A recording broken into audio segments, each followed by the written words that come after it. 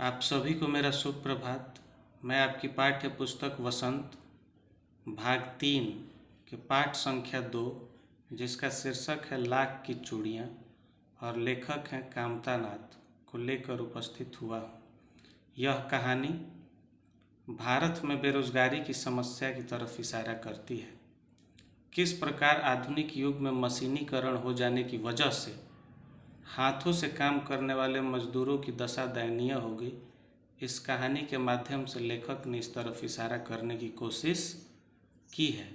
तो आइए पाठ की शुरुआत करते हैं। सारे गांव में बदलू मुझे सबसे अच्छा आदमी लगता था, क्योंकि वह मुझे सुंदर सुंदर लाख की गोलियां बनाकर देता था। लाख एक प्रकार का पदार्थ है, जिसे गर्म करने पर वह द्रव की अवस्था में आ जाता है। प्रायः कारखाने वगैरह को सील करने के लिए पुलिस प्रशासन भी इसका प्रयोग करती है। इससे चूड़ियाँ, गोलियाँ और अन्य विभिन्न प्रकार की चीज़ें बनाई जा सकती हैं। मुझे अपने मामा के गांव जाने का सबसे बड़ा चाव यही था कि जब मैं वहां से लौटता था तो मेरे पास ढेर सारी गोलियां होती, रंग बिरंगी गोलियां जो किसी भी बच्चे का मन मोह लें। बदलू जो लाख की गोलियां लेखक को बना कर देता था, वह दुर्लभ थीं और किसी भी बच्चे का मन मोह लेती थीं। इसलिए लेखक हमेशा बचपन में अपने मामा गांव जाने की जिद किया करता था। वैसे तो मेरे मामा के गांव का होने के कारण मुझे बदलू को बदलू मामा कहना चाहिए था, परंतु उसे बदलू मामा न कहकर बदलू काका कहा करता था, जैसा कि गांव के सभी बच्चे उसे कहा करते थे।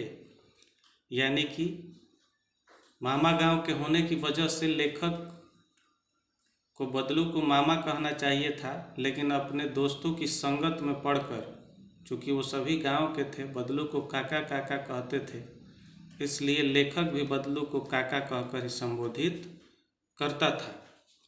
बदलू का मकान कुछ ऊंचे पर बना था। मकान के सामने बड़ा सा सहन था, जिसमें एक पुराना नीम का वृक्ष लगा था। उसी के नीचे बैठकर बदलू अपना काम किया करता था। बगल में भट्ठी दहकती रहती, जिसमें वह लाख पिघलाया करता। सामने एक लकड़ी की चौखट पड़ी रहती, जिस पर वह लाख के मुलायम होने पर उसे सलाख के समान पतला करके चूड़ी का आकार देता।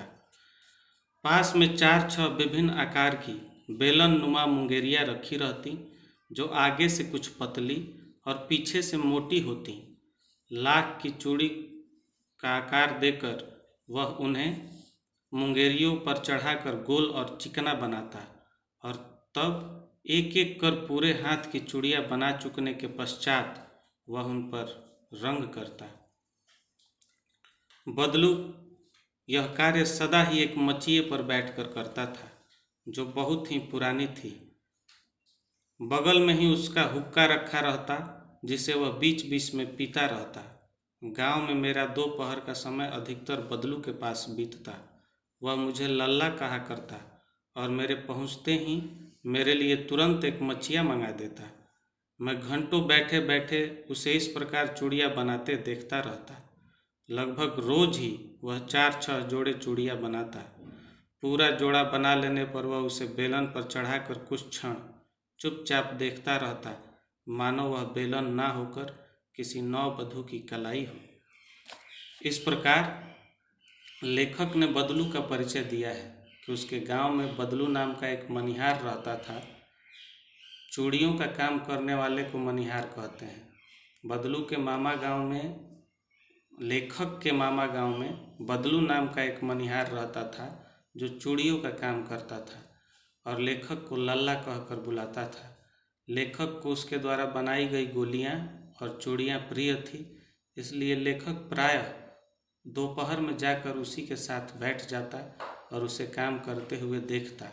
इस अंश में कितने हृदय से वह अपने काम को करता था, इसको लेखक ने दर्शाया है कि किस प्रकार एक एक बारीक काम को ध्यान में रखते हुए घंटों वह मेहनत करता रहता था। आगे इस कहानी के अगले अंश को हम पढ़ेंगे। आज के लिए इतना ही। आज की इस अंश में हमने जो कुछ भी पढ़ा श्रवण के माध्यम से उसे आपने सुना और देखा भी किताब के माध्यम से। आपके लिए गृह कार्य है, एक प्रश्न में इतने ही अंश से आपको दे रहा हूँ। लेखक बदलू को मामा न कहकर काका क्यों कहता था? बीच में हमने इस चीज़ को पढ़ा, तो उस आधार पर आप अपने शब्दों में इस प्रश्न का उत्तर लिखने की कोशिश करेंगे। अगले अंश को लेकर मैं अगले वीडियो में प्रस्तुत होऊंगा। तब तक के लिए नमस्कार, धन्यवाद।